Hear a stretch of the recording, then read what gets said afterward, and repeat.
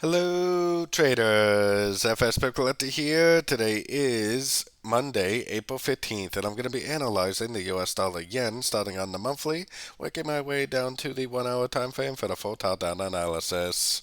So on the US dollar yen, I'm still very bullish overall. I still think it looks like a 1, 2, 3, 4, 5. Definitely no evidence that this uptrend is over, so I am definitely still very bullish.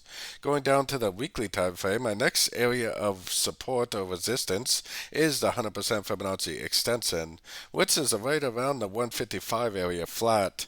So depending on what happens at that 155 area, then maybe this will be the end of a wave 5, depending on what happens. But at least until we get up to that 155, I am definitely still very bullish. Heading down to the daily time frame, one of the most important things to see is overall this is definitely higher lows, higher lows, higher lows, higher lows, higher lows. Still an uptrend, still no evidence that the trend is over, still looking for longs on shorter time frames. Heading down to the 4 hour time frame. On the 4 hour time frame, we do have a little bit of a 1, 2, 3, 4, 5 shape, so just because of that alone, maybe we are going to be due for a pullback.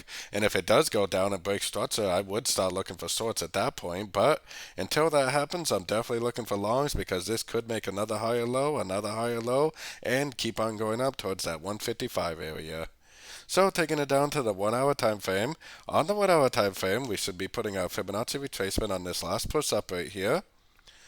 And we should be looking for three-way pullbacks. There's definitely no reason to think that this is over. I would say at this point it's pretty likely that it is at least going to go down to at least this 38% minimum, probably maximum this 78%. So if you are a scalper, you possibly could be looking for shorts.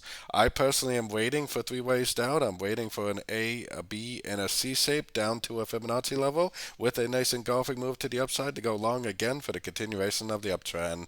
The only thing that's going to turn me into a seller as a day/swing trader is seeing a break of structure to the downside, or the higher time frames telling me that this is possibly turning down, which basically would be a break of structure to the downside, or a very significant lower high on the higher time frames. So don't forget to join my free Discord channel link down here in the corner, and don't forget to check out my membership program that gives you access to the daily live trading sessions and the swing trade setups at my website fxpipcollector.com. As always, thank you and happy trading.